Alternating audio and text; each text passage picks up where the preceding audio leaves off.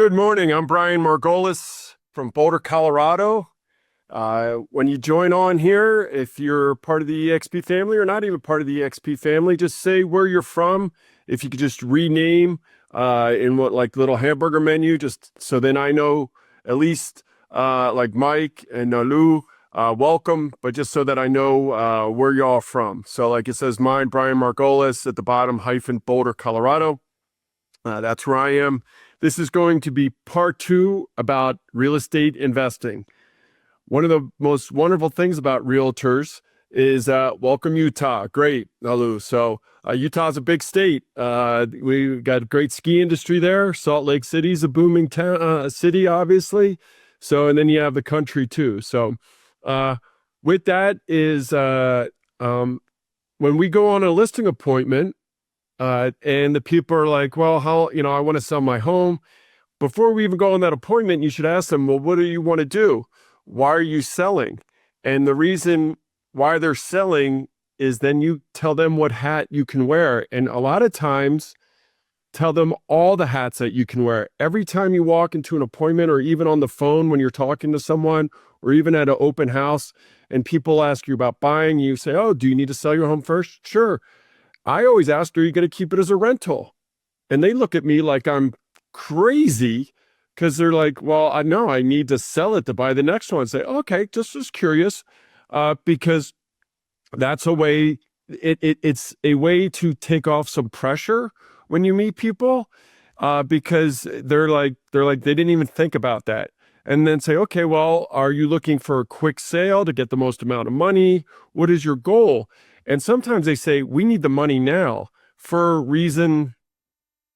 What would a reason be? And this is very interactive. So welcome, Freda. If you could just let me know where you are, either in your name or just in the chat box, just so I know everybody what part of the country they're in or city, is ask them, like, why are they selling? What are some of the reasons why people are selling today? I'm from Los Angeles, California. Cool. Welcome, Freda. Thank you. Why, when you go on an appointment, why do people tell you they're selling? Ready to downsize. Okay, downsize. So when they say they're going to downsize, you go, all right, you're downsizing. Are you going to keep your home or do you need to sell it? And what do most people say? Typically, they need to sell it to get money for the next house. Okay, great. And let's just say you're talking to them on the phone or in an open house, and they say, oh, yeah, well, we love this house, or we found our house. We need to sell our home fast. Is that an opportunity for you as a realtor to grow your investment portfolio? Possibly, if I. Great answer, possibly. You know how we often go to those go ahead, Freda. It's Frida. What was your Frida. question? Well, no, when they say they found their home and they need to sell their home quickly, or for whatever reason they need to sell their home quickly, is that an opportunity? Like now you found out the reason why, whatever it is, whether they're moving across country, there's been a death, there's been a promotion, a divorce, or they have bills, or they just want to move out of state. You know the reason why and their motivation. Is it legal for you to say, well, that's fantastic. When is a good time for me to come over, see your home, and I can wear a couple different hats? I can wear the first hat is I can help you just purchase your home. I do purchase homes. And if we agree upon a price, can make it super simple and easy. The second thing is, or we could put it on the market where you'll probably make more money, but it will take longer and you'll have to deal with showings. Or another option is if we need to do any updating, and maybe we don't, is your home updated, Frida? Yes, it is. All right, great. So we don't need to do that. But another option is we could have I work with many contractors and we could have done some improvements to get your home ready for to get the best possible amount of money and the most amount of money that you would like. So, so how about is tonight at 4 or 6 o'clock a better time for us to meet? Let's do 6. Great. I'll come over and will both decision makers be home? Or is it just you? It's just me. All right, awesome. So I'll come over and I'll show you potentially what I will buy the house for and what the market will. And generally there's this gap. And the reason is your urgency. So fantastic. And I'm not going to go into a whole listing presentation because that's a different cast, and there's different programs on here on the TAC Mastermind that you can see. So now you're sitting in their dining room table, their kitchen, their living room, and you go, wow. And you've done your research, and let's say it fits into your buy box. As an investor, we have to know what our buy box is. So, or an avatar. So what I'm going to do is I'm going to share my screen and kind of show you some of the things that I have. So can everybody, hopefully, just let me know, can you see my screen where it says step 1, establish your property avatars? Yes. Awesome. Great. Thank you. So if it's a single family, condo, or mobile or manufactured homes, be open to everything, because sometimes these manufactured homes, a lot of investors aren't in that game, or mobile homes, and you could actually make a lot more money in this category than any others. The most difficult category to make money in as an investor is, I won't tell you, but guess which one? Anybody? And this is interactive, so you can take yourself off mute. Condo? You got it, condo. Yeah, I was teasing with the mouse there. Yes, because what does a condo or a townhome have that we cannot control? HOAs. Bingo. And HOAs, with all the natural disasters on the East Coast, hurricanes, West Coast, and the Rocky Mountains, fires, the insurance rates have gone up. Many insurance companies have pulled out of states like California and Colorado. I'm in Colorado, obviously, but even Florida because of the hurricanes. So there's less insurance companies. Insurance rates are going way up on condos and townhomes. They're doing special assessments, and all of a sudden your investor numbers may be thrown out of whack because there's new special assessment of $6,500, which is going to be over $500 a month. All of a sudden, and if you're only making $500 a month in profit, there goes all your profit. So there's uncontrollable factors. Is there opportunity? Yes. Every opportunity. The most important thing about investing is either buying at the right price or selling. Which one do y'all think it is? And please, Frida, I love the interaction with anyone else, and keep going, Frida, if no one's talking. So what's most important? What you buy it for or what you sell it for? The buy. Correct. And the reason for the buy is because even if the market changes, insurance prices change, anything changes, if you buy it at a good enough price, a low enough price, you can absorb market fluctuations. Sometimes selling it, you'll be like, oh gosh, mentally, sometimes you bought it, and if you bought it too high and the market comes down. I bought a home in May of 2022. I gave the client a free 30-day rent back. We closed May 31st, June 30th of 2022. I took over the home. Does anybody know what happened in the first week of June 2022? Anybody remember? Interest rates started literally almost doubled. They went from, April from 3 to like 4%. And then from May to June, they went over 6%, and the real estate market stopped, just like a halt. So that's a market factor that if you bought low enough, you could absorb that pressure. But if you buy too high, sometimes it's good. Sometimes you might take a haircut if you're flipping. This is about flipping right here that I'm talking about. But hopefully there's a little bit of margin. And sometimes you might be so excited and mentally that selling the property could be the best thing for you mentally because you're so stressed out about all the costs and everything and the holding costs that selling can be great too. But financially, the best thing to do is to buy at the right price. So you have to have your buy box. And so if it's a single family, I have multiple screens. I'm looking at the property age, how many bedrooms. Generally, you try to find a 3-bedroom because that is it's a lot easier to turn, but if it's only 2, that's okay. So my buy box is 2 bedrooms minimum. Bathrooms is 1, obviously.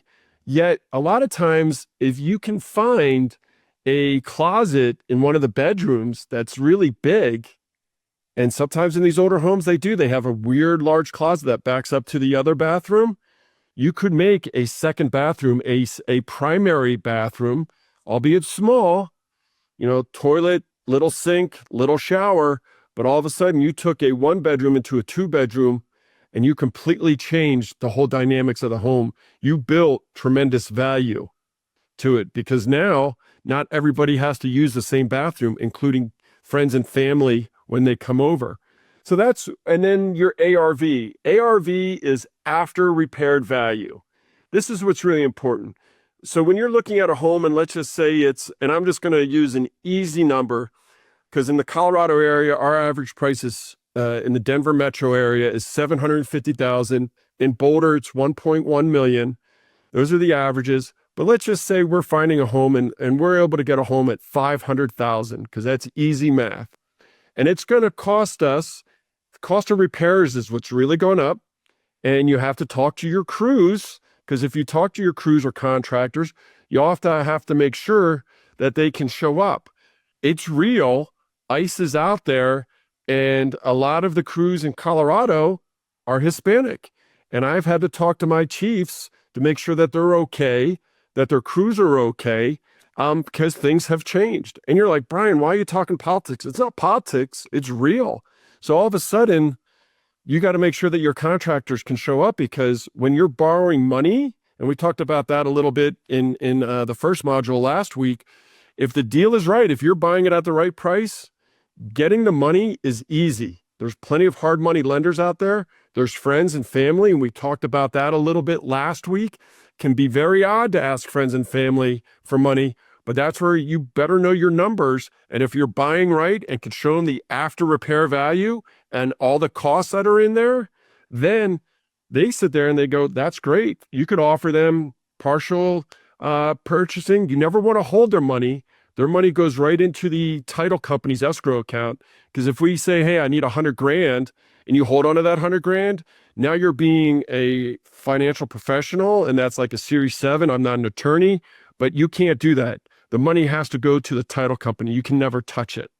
Okay, now if you create a corporation with them, talk to your attorney and everything, and the money, if they're owners of the corporation and you tell them how everything's going to be broken out, then that pool and separate bank account, there's things you can do there. So going back to the home is the ARV. You buy the $500,000 home. You have to put, let's just say $50,000 into it. If you can find a home for less than that, congratulations. And you're going, well, Brian, now we're at 550, but let's say it cost you went to a hard money lender for that $500,000 loan. You put down 10%. They said, put down 50 grand. You put your house as collateral. So make sure you talk, if you have a significant other, make sure you know what you're doing because you don't want to lose your home. But they probably want to see collateral or other real estate investments or investments that you have.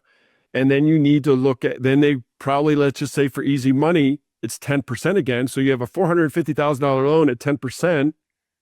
That's what they're charging you each month. It's $4,500. It takes you 3 months. It takes you a month to fix it up, a month on the market, and a month to close. Best case scenario is 90 days. I'm saying this is when everything goes right. 90 days. You have 4,500 times 3 is 13,500, I believe. And I always have a calculator near me. So you can do it that way. But now you know that you're, can you buy it? Can I control it? Can I wholesale it and create a value and flip it? And that's what you have to look at when you walk into that person's home, like going back to that example, or just getting a phone call from a past client, letting you know that, and whoever is selling their home, well, sometimes they just want the money. And I hear that a lot. I have other realtors that just buy the house or they call me because they know I'm an investor and say, hey, Brian, there's this deal. So be friends with other realtors. You may find deals that way because finding the deal is what's so important. The other way to find a deal, and I'll go back to the buy box. The other way to find a deal is talk to wholesalers. I reach out to just about every wholesaler I know in the area. I either initiated or they've reached out to me because they've seen that I flipped homes. They do the research on public record and they saw that I fixed a home and flipped it. And they're like, oh, he's a flipper. He's a potential client. They reach out to me. So wholesalers, is it maybe by thumbs up, or is anybody familiar with how wholesalers work? And then I'll go back to my buy box, just because wholesalers is a lot easier way to find homes. So I'm looking for the chat room. Sorry, I'm going to stop my share for a second. Go back to the chat.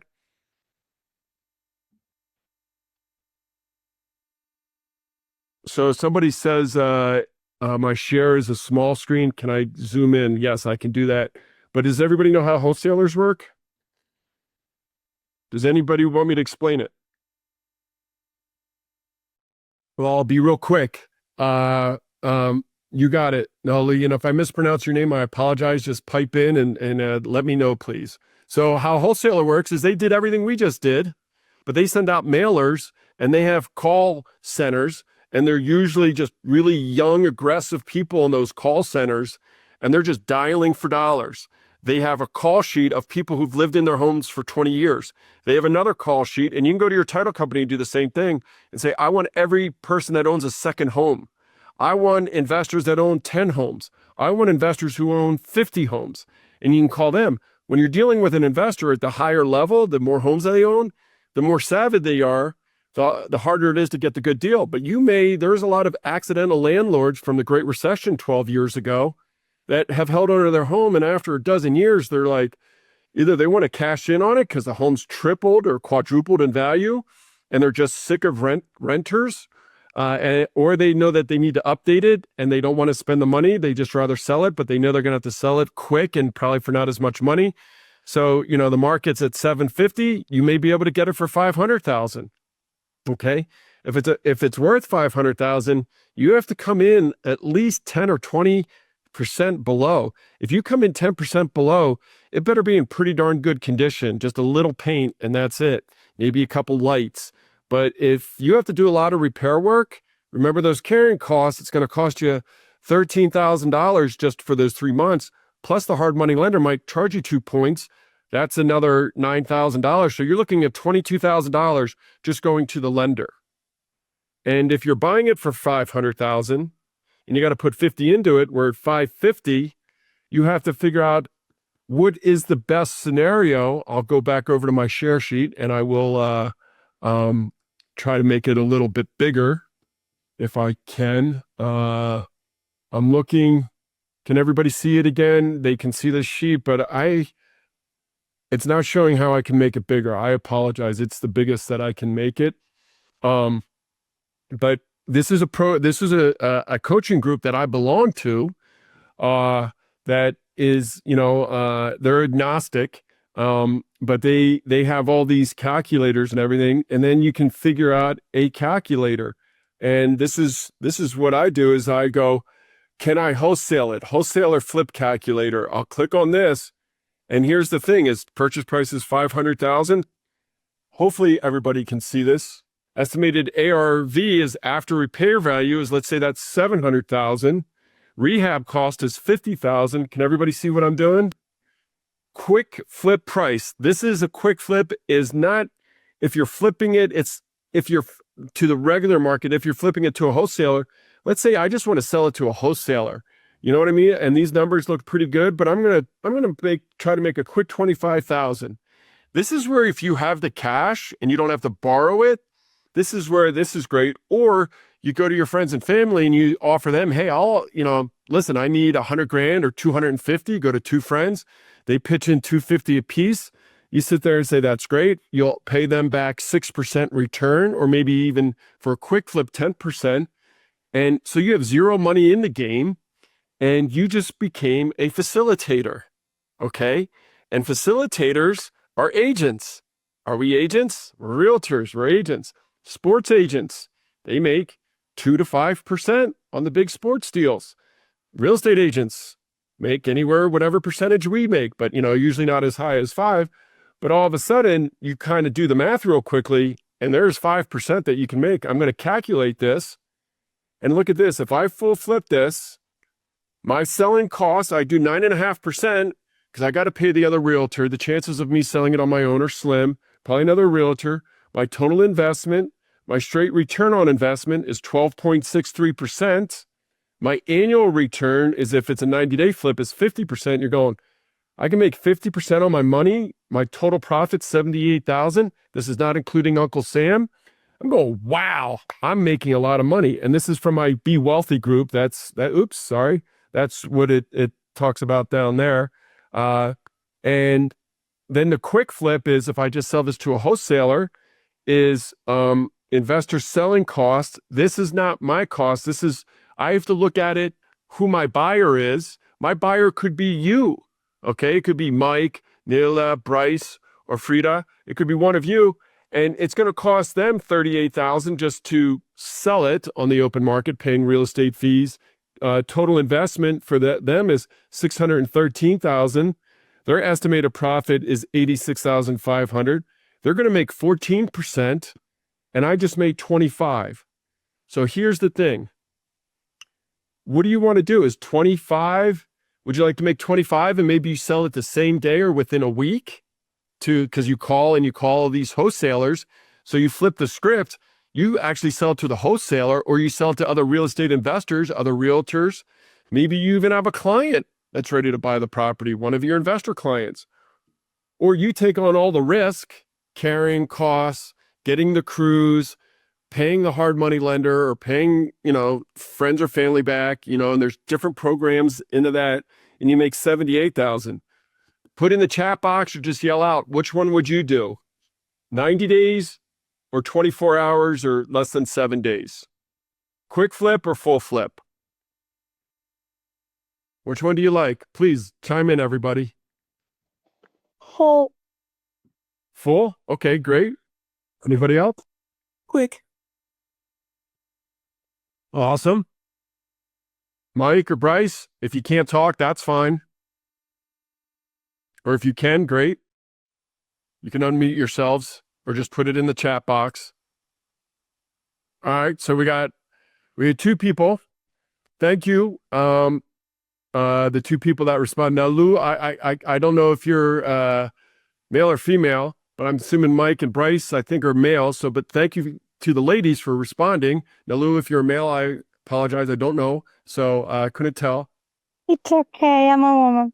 A woman. So thank you, ladies, for participating. Come on, gentlemen. So, but with that it's either or. You're both right.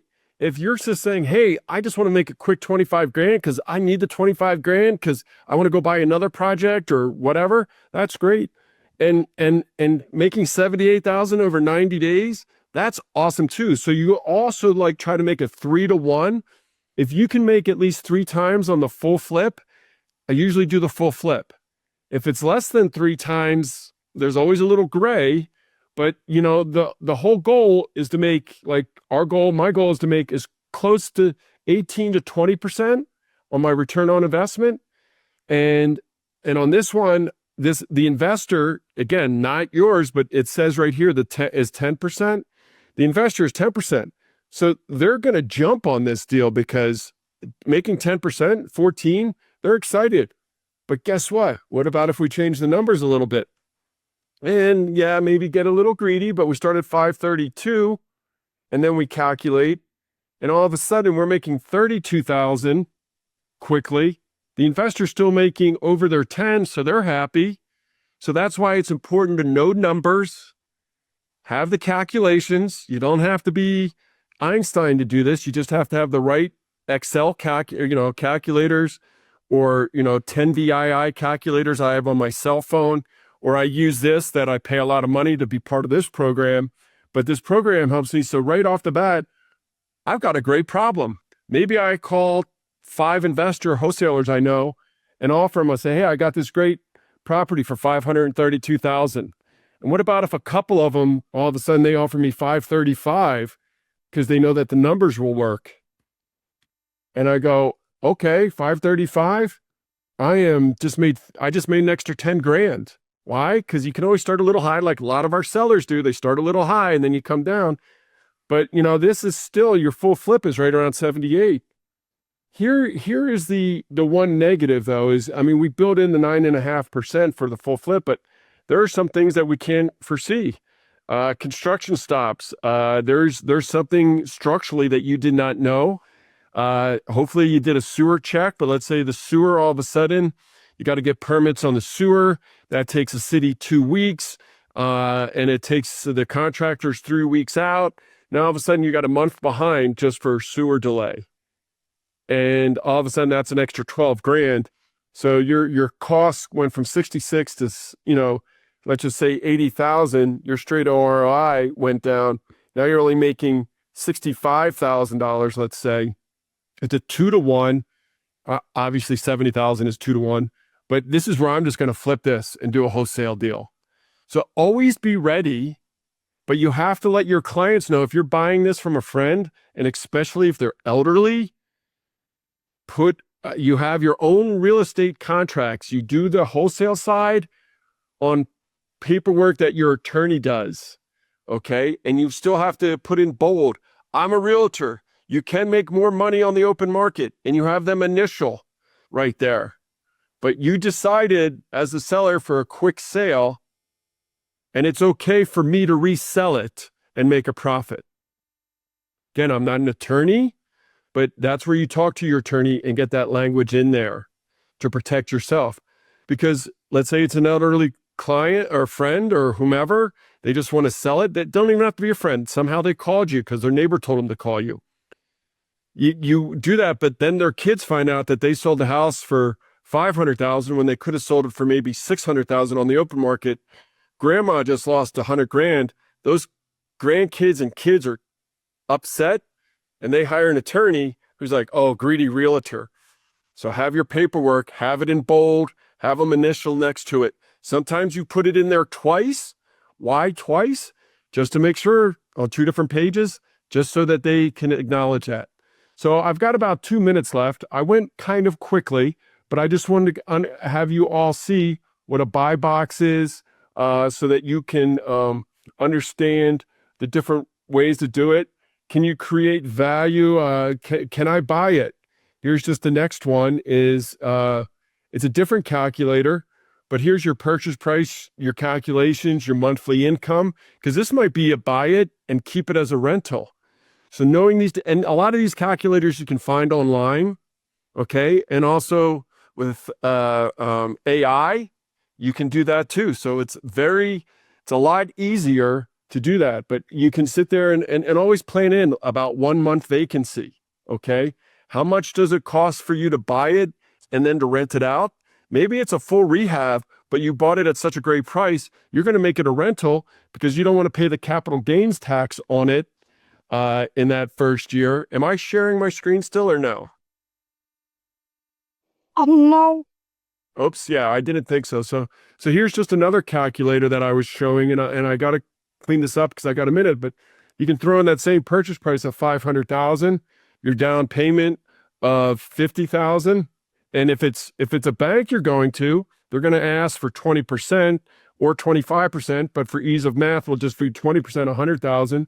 Your closing cost, your repair is still $50,000. Your monthly income, you better know your rental market. Great place to do that is apartments.com, Zillow.com. You can even go to realtor.com, but there's other third parties that you can pay for. But let's just say your rent is $3,000 a month. Other income, do you have a washer and dryer that's coin operated in there? Do you charge them for parking? Okay. Are your roommate hacking? There's so many different things that you can get other income from. Annual mortgage, though, this is where you figure that out. But let's just say it's $2,000. Our annual mortgage is $2,000 a month. That's $24,000. Insurance, this is what's deadly in Colorado right now. Used to be about $1,500, but let's just say it's $3,000. Your taxes have jumped up too. So we're just going to call that, it's usually about 1%, $5,000. This is where an HOA, if you have an HOA, they're usually $100 to, and that's why a townhome could be $300, $400, $500 a month. Hopefully you buy in without any HOAs. Other expenses, we're just going to keep it easy. Your net operating income is $18,000. You have a cash flow. You're losing money. Your cap rate historically is like the amount of income coming in by what you bought it for is 10%. Getting a cap rate of 4% is good right now. In Boulder, if you can get close to 4. So in Boulder, I might do this because I know it's a college town. Homes tend to appreciate. The Great Recession didn't hit Boulder as badly as other markets, but your cash on cash return, and then your expense load, your expenses, you want to keep this around 35%. I know I'm going over a lot of things, but because you have these property, 1 month's rent of repairs and maintenance, you have to put in a new AC. That could be 2 months worth. Vacancy, if you have property manager. So that's why all these numbers are calculated in here. This is not a great deal to hold on to, is it? Because if your cash on cash returns a negative, could you go buy a CD at a bank and get about a 3.75% return and do nothing and 100% guarantee return? So when you go to your investor friends, you're competing against the banks. Anybody watch Bloomberg or CNBC? I watch it for about 10 minutes every morning, the two, just to see what's going on. Treasury bills. I'm excited. This morning they announced they're around 5%. It's a good time to buy treasury bills. CDs are 3.75, plus there's other fees that the banks charge and all that small print. A T-bill, go ahead and buy it. Go online, you can get a 5% return almost right now. Once it hits 5, you're going to see a lot of money move out of the stock market and go into T-bills. Is money coming into the real estate market? This is one of the reasons why not as many investors out there, and that's why you have to buy right.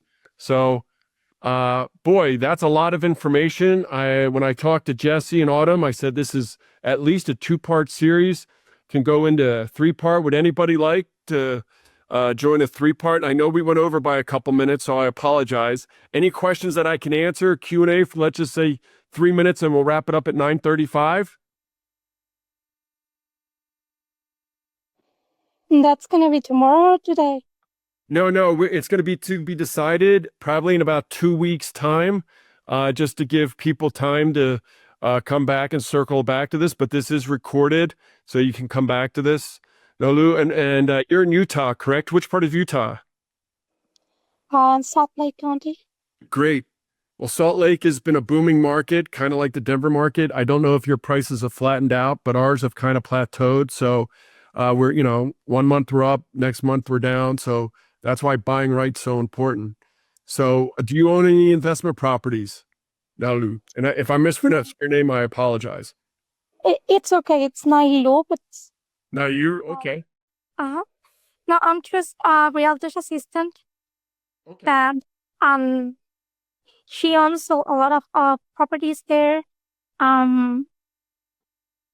She's just buying one right now that I think it's really related to this.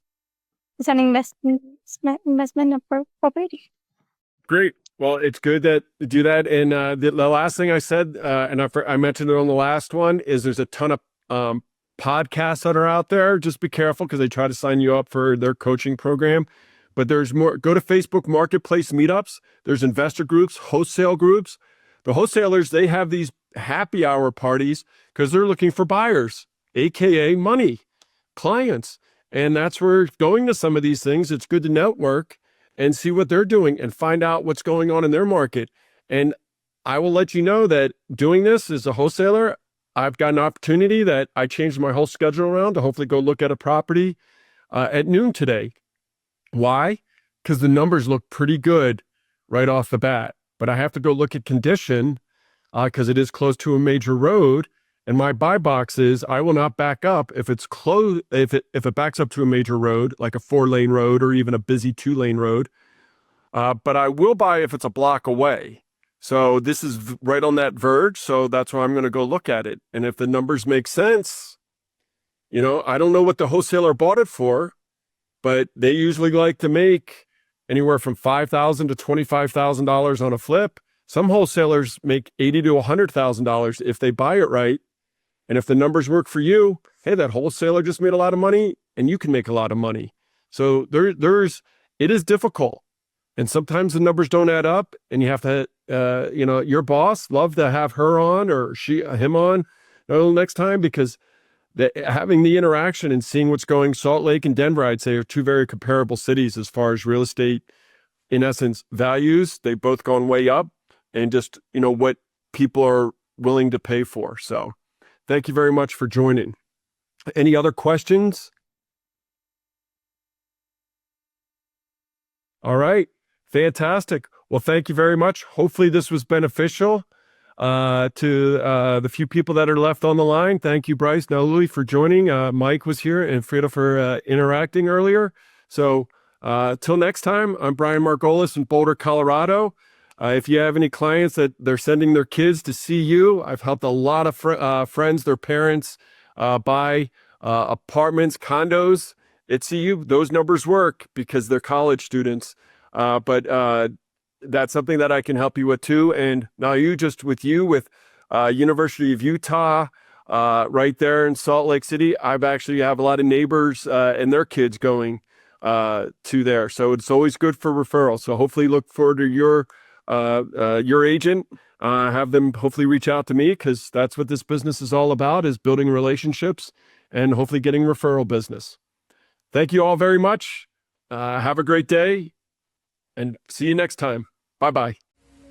If you'd like more information or to get connected to the Agent Power Huddle, join our free Facebook group. This call was designed for the agents in our EXP organization, but open to any agent from any brokerage. If you're a guest and you're interested in learning more about EXP or our specific resources within the Agent Collective, reach out to the person who invited you to this call to get more info.